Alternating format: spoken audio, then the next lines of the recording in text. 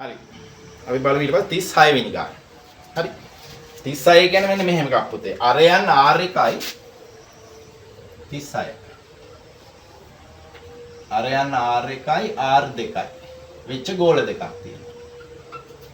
හරි. ගෝලීය සන්නායක දෙකක් විශාල දුරකින් එකිනෙක වෙන් වී ඇති අතර තුනී සන්නායක කම්බයකින් එකිනෙක සම්බන්ධ කර ඇත. නිදහස් අවකාශයේ පාරවේදීතාව එප්සිලන් නෝට් නම්. එප්සිලන් නෝට් නම්. හරිද? ඔයාලෙන් අහනවා පද්ධතිය ධාරිතාව. මෙතන ඔයාලා දැනගන්න ඕන දෙයක් තියෙනවා පුතේ මොකද්ද? සන්නායක ගෝලයක ධාරිතාව ගැන දැනගන්න ඕනේ ඔයාලා මේ ඒක කේන්ද්‍රී ගෝලයක ධාරිතාව සම්බන්ධයෙන් දැනගන්න ඕනේ. දැන් අපි ගත්තොත් එහෙම අරේ RH ගෝලයක් ගත්තොත් හරිද? අරේ RH ගෝලයක් ගත්තොත් මෙයාගේ ධාරිතාව ඉන්නේ පුතේ C සමානයි 4යි එප්සිලන් නෝට් තරක් R. ඔන්න ගෝලයක ධාරිතාව. ඔය මතක් කරගන්න. අරේ RH ගෝලයක විභවය නේ. Q ආරෝපණයක් දීලා තියෙනවා. විභවය ඉන්නේ මොකද්ද? V සමානයි 1/4 එප්සිලන් නෝට් Q යට R. ඔන්න විභවය. මතක් කරගන්න. හරි? ඒ වගේම ඔයගේ සන්නායක ගෝලයක R දුරි පෘෂ්ඨයේ හරි Q ආරෝපණයක් දීලා තියෙනවා. විද්‍යුත් ශ්‍රේෂ්ඨ තීව්‍රතාවය නේ. E සමාන 1/4 එප්සිලන් නෝට් Q යට R වර්ගය. හරිද? ඔන්න වගේ එක වගේ සමීකරණ තියෙන පුතේ මේවා සෙට්ම ගත්තාම ඔය සංසන්දනය කියලා ඉගෙන ගන්නවා.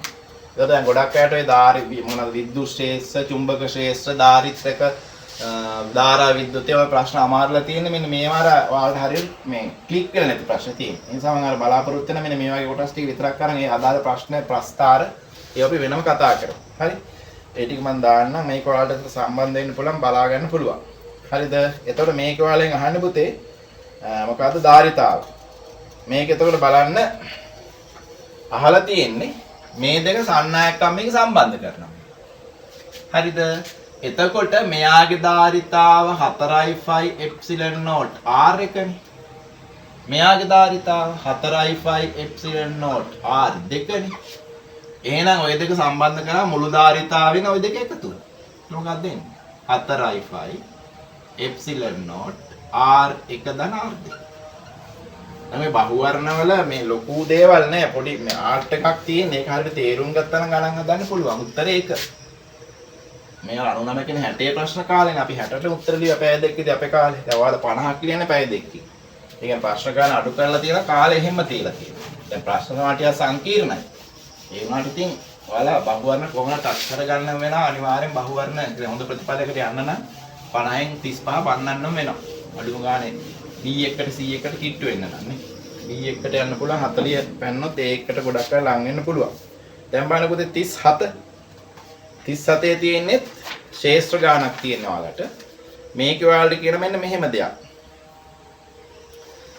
මේක කියන්නේ ඔයාලට යම් ආරෝපණයක් අරය A වූ ඒකලිත සන්නායක ගෝලයක පෘෂ්ඨය මත සිග්මා ඒකාකාර ආරෝපණ ඝනත්වයක් සහිතව ව්‍යාප්ත වී ඇත. අන්න බලන්න 37 සන්නායක ගෝලයක් තියෙනවා. රයිට් මේ සන්නායක ගෝලේ අරේ සිම්පල් එක. අරේ සිම්පල් එක. මේකේ පෘෂ්ඨය මත ආරෝපණ ඝනත්වය සිග්මා කියලා දීලා තියෙනවා. ආරෝපණ ය දීලා නැහැ. ආරෝපණ ව්‍යාප්තලා තියෙන ආරෝපණේ පෘෂ්ඨ ඝනත්වය දීලා තියෙනවා මේ. සිග්මා කියලා තියෙනවා. ඔයාලෙන් අහන්නේ ගෝලයේ කේන්ද්‍රයේ විද්‍යුත් විභවය. එතකොට මේකේ දැනගන්න ඕනේ ගෝලයක පුතේ මතක තියාගෙන වැදගත් දේ තමයි සන්නායකයක විද්‍යුත් විභවය. හරිද?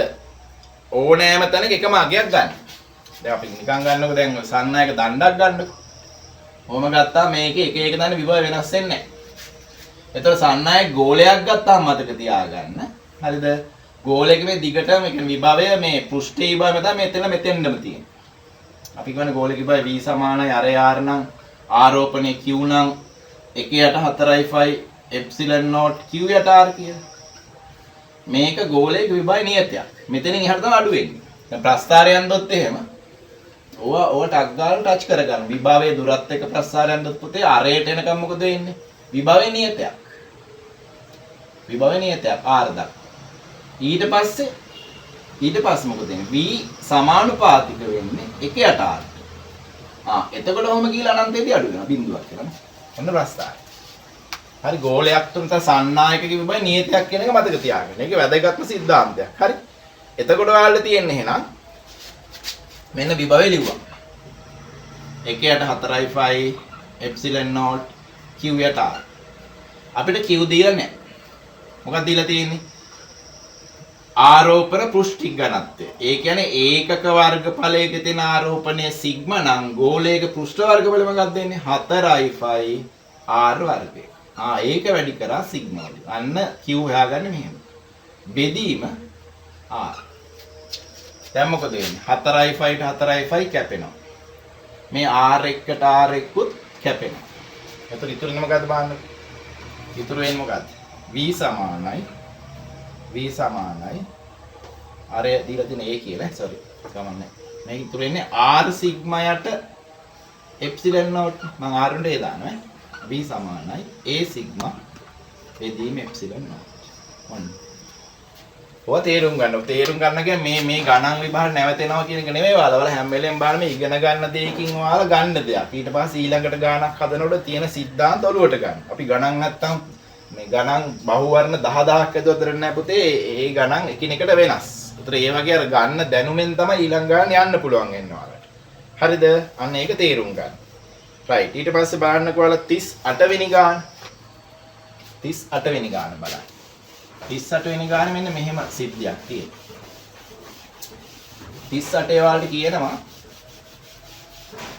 මෙන්න මෙහෙම දෙයක්. මොකද්ද? 38 තියෙන්නේ සර්ව සම සන්නායක කම්බි දෙකකින් සමන්විත දිග කිලෝමීටර 4ක් වන භූගත කේබලයක් තියෙනවා. රූපේ පෙන්න ඇති පරිදි තියෙන මෙන්න මෙහෙම භූගත කේබලයක් තියෙනවා. හරි? මේක AB. AC. මේක ඔහොම ගිහිලා මෙතනින් ෂෝට් වෙලා තියෙනවා මේ. ඔහොම දීලා තියෙනවා. මේක B D. මේ දුර කිලෝමීටර 4ක්. මේ දුර කිලෝමීටර 4ක්. එතකොට ඔයාලගෙන් අහනවා යම් තැනැත්තෙක් AB හා CD හර මේ AB හරහයි CD හරහයි මොකද කරන්නේ? පවතින ප්‍රතිරෝධ මැනලා තියෙනවා. ඒතර AB හරහා පවතින ප්‍රතිරෝධය 30 ඕම්. මේ හරහා පවතින ප්‍රතිරෝධය 30 ඕම්. ඊට පස්සේ මෙයා හරහා පවතින ප්‍රතිරෝධය 70 ඕම්. 70 ඕම්. කොහොම තියෙන්නේ? අහන්නේ ඔයාලගෙන් ඒහි සිට ලුහුවත් වෙලා තියෙන මෙතන නෙමෙයි. ලුහුවත් වෙලා කියන්නේ කම්බි දෙක ෂෝට් වෙලා. කෙටි වෙලා. ඔතන දා ලුහුවත් වෙලා තියෙනවා. අනේ ලුහුවත් වෙච්ච ස්ථානෙ තියෙන දුර තමයි ඔයාලෙන් අහලා තියෙන්නේ. හරිද? එතකොට මතක තියාගන්න එහෙනම් දැන් මෙතන මේ ටිකේ ප්‍රතිරෝධය 30යි නම් මේ ටිකේ ප්‍රතිරෝධය 70යි නම් ඔයාලට ගන්න පුළුවන් නේද අදහසක් කම්බිවල මුළු ප්‍රතිරෝධය. අපි කෙටි ක්‍රමයක් කියන්නේ ඒක ප්‍රශ්නේ හදන්නේ තියන්න. මහා ලොකු හිතන්න එපා. කම්බිවල මුළු ප්‍රතිරෝධය කීයද? 30 ධන 70.